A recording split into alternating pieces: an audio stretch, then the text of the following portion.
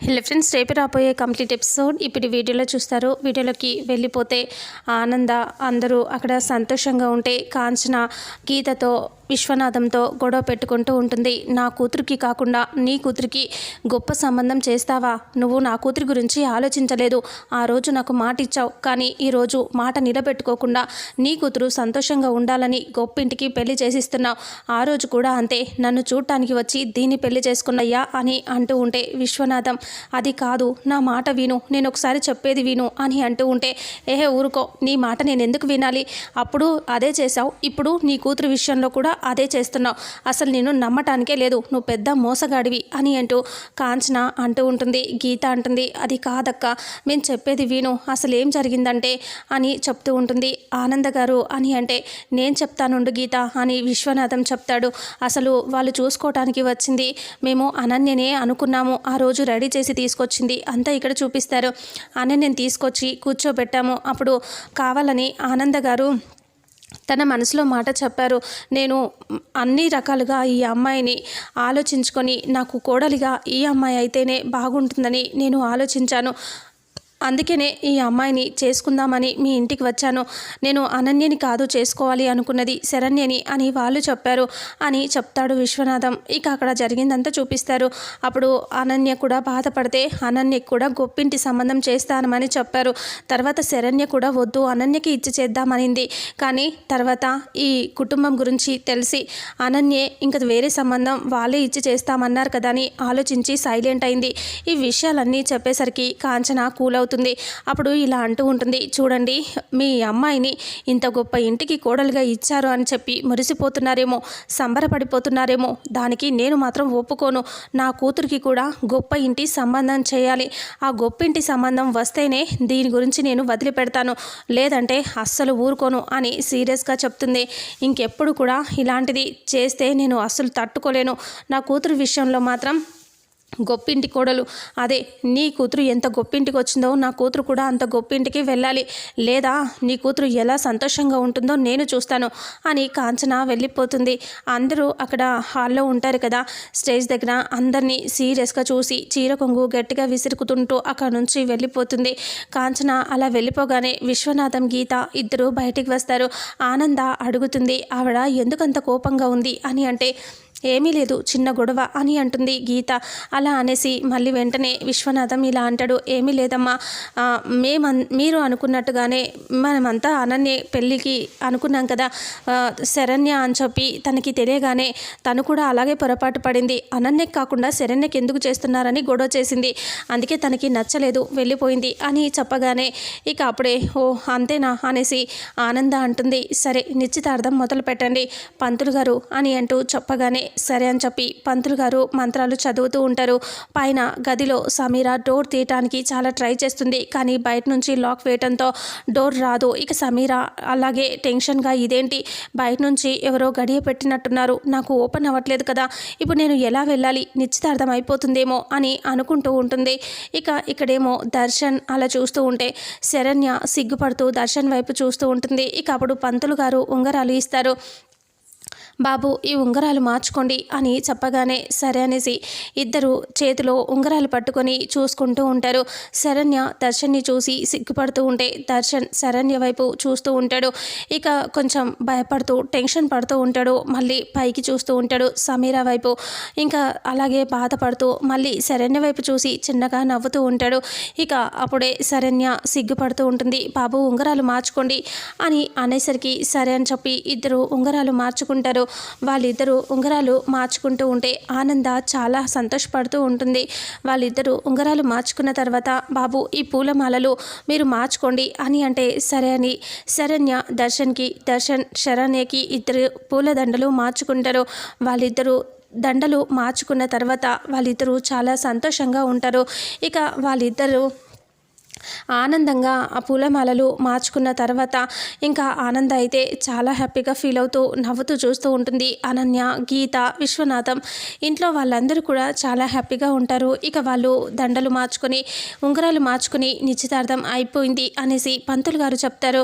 ఇక ఒకరోజు మంచి ముహూర్తాలు చూసి పెళ్ళికి కూడా మీరే ముహూర్తం పెట్టాలి పంతులు గారు అంటే, సరే అలాగే చేద్దామమ్మా, ఇప్పుడైతే ఈ నిశ్చితార్థ కార్యక్రమం అయిపోయింది అని పంతులు గారు చెప్తారు.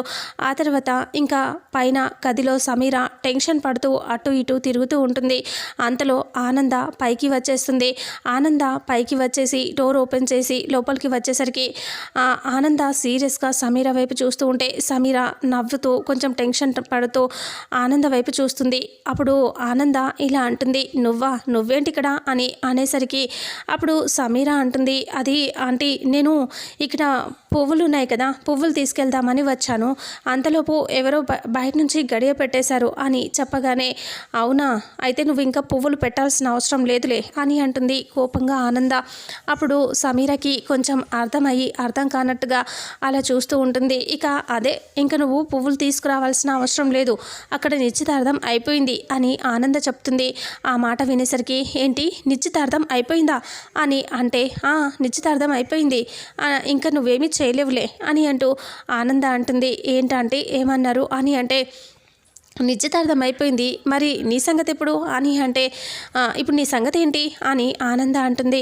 సమీర నా సంగతి ఏంటండి అని అంటే, అదే ఇప్పుడు ఇక్కడ నిశ్చితార్థం మా దర్శన్కి అలాగే శరణ్యకి అయిపోయింది, మరి నీకు కూడా పెళ్ళిడు వచ్చింది కదా, మరి నువ్వెప్పుడు ఏం చేస్తావు అని అడుగుతున్నాం అంతే అని అంటే, అది అని అంటూ ఉంటే, చెప్పు నువ్వెప్పుడు ఏం చేస్తావు అని అడగటంతో ఇక వెంటనే ఇలా చూసి ఆలోచిస్తూ, అది అంటే నాకు తెలుసులే, నువ్వు మీ పెళ్లి విషయం మీ అమ్మ నాన్నల మీద వదిలేసి ఉంటావు, వాళ్ళే నీ పెళ్లి చేస్తారు అంతే కదా అని అంటూ ఆనంద అంటుంది. ఇక అప్పుడే అలా చూస్తూ సమీర టెన్షన్ పడుతూ, ఈవిడేంటి నా విషయంలో ఇలా మాట్లాడుతుంది, తనకి ఏమైనా తెలిసిపోయిందా, నేను ఈ గదిలో ఉండటం చూసిందా అని సమీర మనసులో అనుకుంటూ ఉంటుంది. ఇక అప్పుడే ఆనంద ఇలా అంటుంది, అంతే కదమ్మా, అదే మంచిదిలే, పెద్దవాళ్ళ మీద మన బాధ్యతని వదిలేసామనుకో, వాళ్ళు మంచి చెడు అన్నీ చూసి చేస్తారు, పెద్దవాళ్ళు పెళ్లి చేశారు అంటే ఇంకా వాళ్ళు ఎవరికి ఏది మంచిది,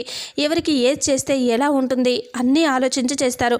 అదే మీరు చూసి పెళ్లి చేసుకున్నారనుకో ఏమీ తెలియదు, అది జస్ట్ అట్రాక్షన్ మాత్రమే ఉంటుంది, జీవితంలో ఎలా ఉండాలి ఎలా ఎదగాలి అనే ఆలోచన కూడా ఉండదు వాళ్ళకి, ఎప్పుడు గొడవలు పడుతూ సంతోషంగా ఉండలేరు. అందుకే నేను చెప్పినట్టుగా మీ అమ్మ నాన్న మీద బాధ్యత వదిలేసేయి, వాళ్ళే చూసుకుంటారు, వాళ్ళు పెళ్లి చేస్తే నీకంతా మంచి జరుగుతుంది అని ఆనంద అంటుంది. సీరియస్గాను నవ్వుతూ కోపంగాను అనేస్తూ ఉంటుంది, అన్నీ మిక్స్డ్ చేస్తూ.